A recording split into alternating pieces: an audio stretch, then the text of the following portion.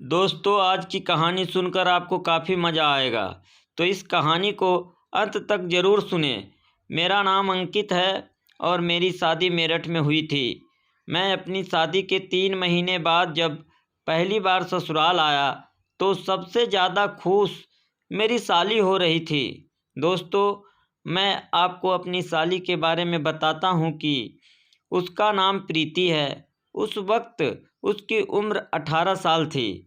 वह दिखने में बहुत ही गोरी चिट्टी और खूबसूरत थी। जब वो कमर लहरा कर चलती थी तो लड़कों के दिलों पर छुरियां चल जाती थी। चूँकि शादी के बाद मैं पहली बार ससुराल आया था, इसलिए उससे ज़्यादा खुला हुआ नहीं था। इसके अलावा मैं उसके स्वभाव को भी नहीं जानता था। ससुराल में मुझे रहने के लिए ऊपर वाला कमरा मिला। वहाँ पहुँचने के बाद आधा दिन तो बीवी और सास ने पीछा नहीं छोड़ा। दोपहर बाद साली साहिबा थोड़ा तैयार होकर मेरे लिए खाना लेकर आई और आते ही शुरू हो गई कि आप तो बड़े भोलू हैं, साली के लिए आपके पास समय ही नहीं है। बीवी तो हमेशा आपके साथ रहने वाली है, लेकिन साली के दर्शन तो ससुराल आने पर ही होता है। फिर मैंने हाथ पकड़कर उसे अपने पास बैठाया और बोला, देखिए साली साहिबा, आप तो आधी घरवाली हो, इसलिए शुरू का आधा दिन बीवी के लिए था और अब बचा हुआ आधा दिन सिर्फ और सिर्फ आपके लिए है। अब मैं कोशिश करूँगा कि आपके दिल की हर ख्वाहिश को पूरा करूँ, वो भी आपकी तसल्ली होने तक। तो उसने कहा, देख लीजिए, आपने मेरी हर ख्वाहिश को पूरा करने का वादा किया है, अब अपने वादे से पीछे मत हटना। मैंने कहा, जी हम तो सिर्फ आगे ही बढ़ते हैं, पीछे हटना तो हमने सीखा ही नहीं। आप सिर्फ अपनी उंगली हमें पकड़ा दीजिए, बाकी तो हम खुद पकड़ लेंगे।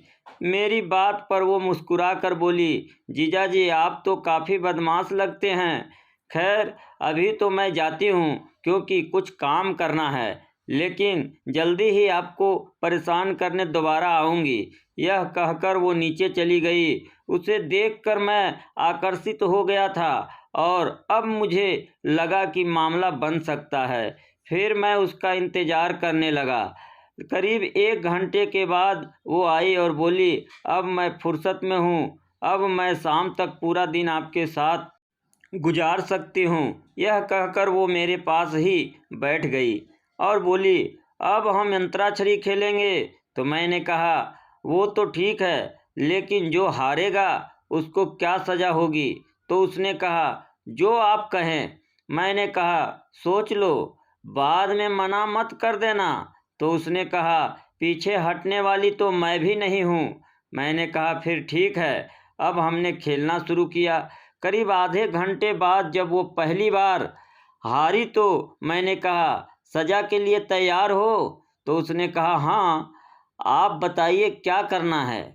तो मैंने कहा, आपको हमें वो करना है। तो उसने शर्मा कर कहा, यह कैसे हो सकता है? मैंने कहा, यह तो अभी शुरुआत है, आगे इससे भी बड़ी सज़ा मिल सकती है, और वैसे भी आप आधी घरवाली तो हो ही, इसलिए इतना हक तो हमारा बनता ही है। तो उसने शर्मा कर कहा, मैं ऐसा नहीं कर सकती क्योंकि मुझे शर्म आती है। मैंने कहा, कोई बात नहीं, इस बार हम आपकी मदद कर देते हैं, लेकिन आगे से नहीं करेंगे।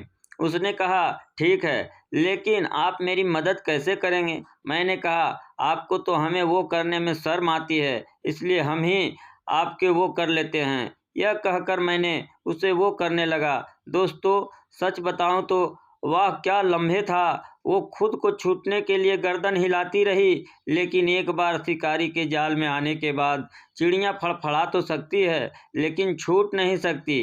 खैर थोड़ी देर बाद जब उसे छोड़ा तो वो बोली, आप बड़े वो हो। यह कहकर वो नीचे भाग गई। मैं समझ गया कि साली साहिबा को सेट करने में ज़्यादा वक्त नहीं लगेगा, क्योंकि मैं 4 दिन ससुराल में रुकने वाला था और इतना समय मेरे लिए काफ़ी था। फिर शाम को जब हम नीचे मिले तो वो मुझे तिरछी नज़रों से देखकर मुस्कुरा भी रही थी और शर्मा भी रही थी। अब तो मेरा दिल बाग बाग हो गया। खैर रात को बीवी के पास लेटे हुए मैं प्रीति के ख्यालों में खोया हुआ था। दूसरे दिन सुबह नाश्ता करने के बाद मेरी बीवी ने कहा, मुझे बाजार जाकर कुछ खरीदारी करनी है, आप भी साथ चलो। मैंने कहा, मैं यहाँ कुछ जानता तो हूँ नहीं, तुम खुद चली जाओ। उसने कहा, ठीक है, मैं प्रीति को ले जाती हूँ। तब मैंने कहा, तुम प्रीति को ले जाओगी तो मैं बोर हो जाऊँगा।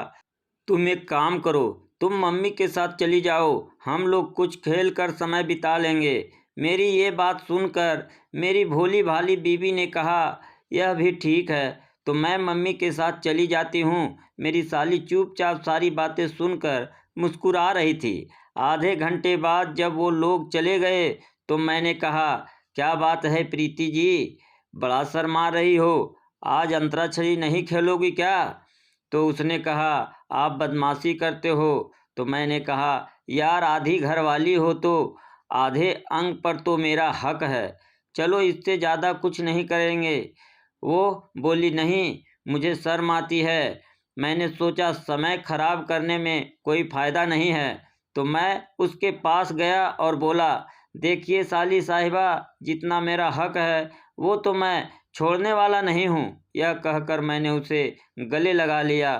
थोड़ी देर तक वो अकस-मकस करती रही। जैसे ही मैं कुछ और करने की कोशिश किया तो वो छिटक कर बोली, देखिए जीजाजी, अब आप फालतू कर रहे हैं, आपका हक जहाँ तक है वहीं तक रहिए। मैंने कहा, यार यह तो बहुत गलत है, कुछ करना भी तो पड़ेगा।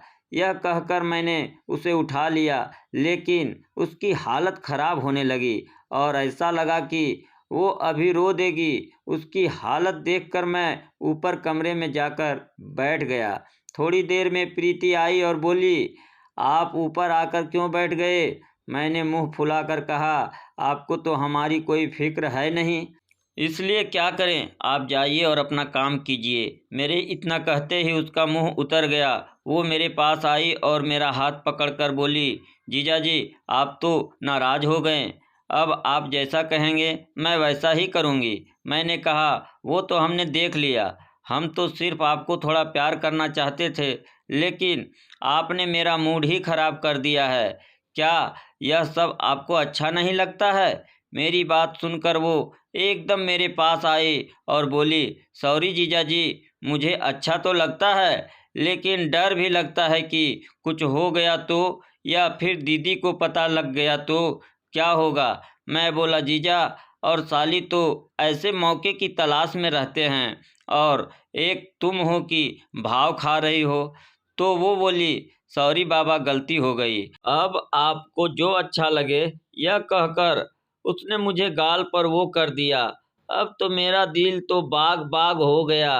चूँकि मेरी बीवी के वापस आने का वक्त हो गया था, इसलिए मैंने उसे कहा, प्रीति तुम्हारी दीदी के आने का वक्त हो रहा है, जल्दी जल्दी में काम खराब हो जाएगा, इसलिए कल मौका निकाल कर तैयार रहना। साली साहिबा ने पहली बार मुझे लव यू जीजा जी बोला और नीचे भाग गई। मैं भी सोने का नाटक करने लगा। दूसरे दिन मैं मौके की तलाश में था कि कब बीवी और सास का कहीं जाने का कार्यक्रम बने और कब मुझे साली जी के साथ कबड्डी खेलने का मौका मिले। दोपहर तक मैं कुछ नहीं कर पाया, लेकिन जैसे ही सास ने कहा कि कल तो आप लोग चले जाएंगे, इसलिए मैं प्रीति यानी मेरी बीवी को लेकर सब रिश्तेदारों से मिला लाती हूँ। मैंने कहा, ठीक है, लेकिन जल्दी आइएगा। तो मेरी सास ने कहा, फिर भी 2 से 3 घंटे तो लग ही जाएंगे। यह कहकर वो लोग चले गए और मुझे तो जैसे मन मांगी मुराद मिल गई। मैंने साली को ऊपर आने का इशारा किया तो उसने शर्मा कर इशारा किया कि अभी 5 मिनट में आती हूँ। अब मुझसे इंतज़ार नहीं हो रहा था, तभी साली जी का आगमन हुआ। कमरा परफ्यूम की महक से भर गया। मैंने उससे कहा, मैं तुमसे बहुत प्यार करता हूँ। उसके बाद हमने लगभग 1 घंटे तक कबड्डी का मैच खेला। फिर मैंने प्रीति यानी कि साली साहिबा से कहा, अब आपके बिना मैं एक पल भी नहीं जी सकता।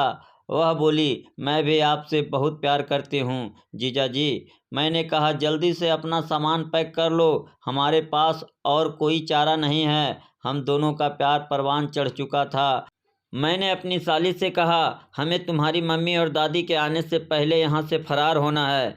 मैंने और मेरी साली ने जल्दी जल्दी अपना अपना सामान पैक किया और घर से फरार हो गए और भागकर हमने शादी कर ली। मेरी बीवी भी मुझे बहुत प्यार करती थी, इसलिए वह मुझे तलाक नहीं दे पाई। इसलिए वह दोनों बहनें मेरे साथ ही रहती है और मैं दोनों बहन का इकलौता पति हूँ। अब दोनों बहनें मिलजुल कर रहती है, पर उस समय मुझे तो बहुत मज़ा आया और अब वही मज़ा बिल्कुल सज़ा में बदल गई। दोस्त, यह कहानी आपको कैसी लगी कमेंट के माध्यम से हमें ज़रूर बताएं और आप लोगों से आग्रह है कि मेरे चैनल को लाइक और सब्सक्राइब ज़रूर करें ताकि ऐसे ही कहानी मैं आपको सुनाता रहूं। धन्यवाद।